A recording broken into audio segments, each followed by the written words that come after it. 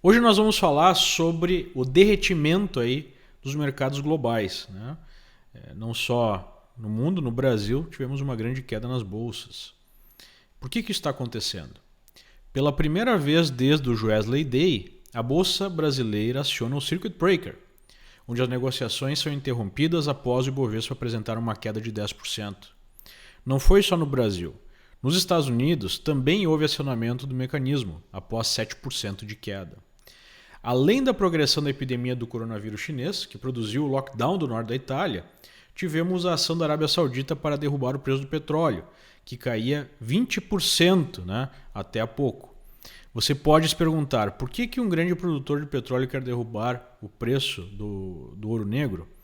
Nos últimos anos, o país perdeu a habilidade de controlar o preço da commodity por conta do crescimento exponencial da produção americana de shale oil, numa indústria alimentada por empréstimos baratos e alta alavancagem. O custo de produção é mais alto nos Estados Unidos. Com o aumento da produção nos Estados Unidos, a capacidade da Arábia Saudita e da OPEC em controlar os preços do petróleo foi diminuindo, pois um corte de produção nesses países poderia ser compensado pelo aumento de produção do shale oil. Nos últimos anos, a fonte de financiamento barato para a indústria do shale oil secou, com o aumento da alavancagem e risco das empresas.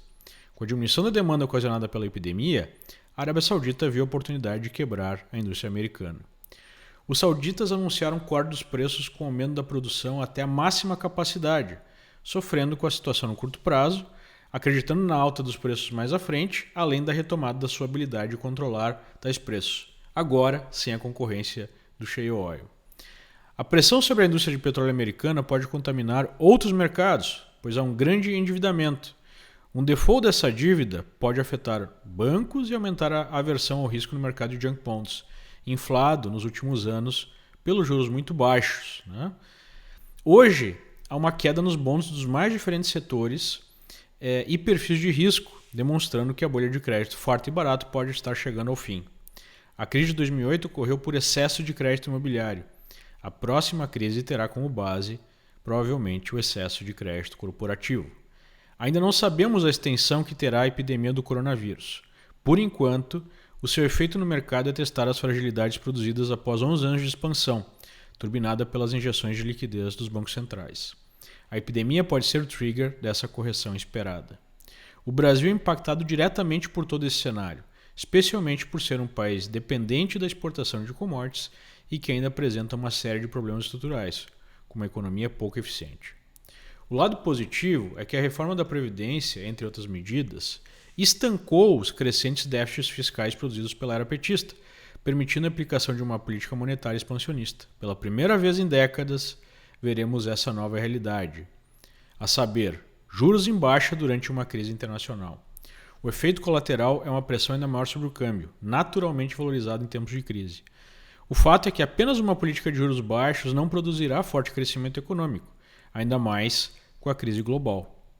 Há a chance de ocorrer o que eu temia.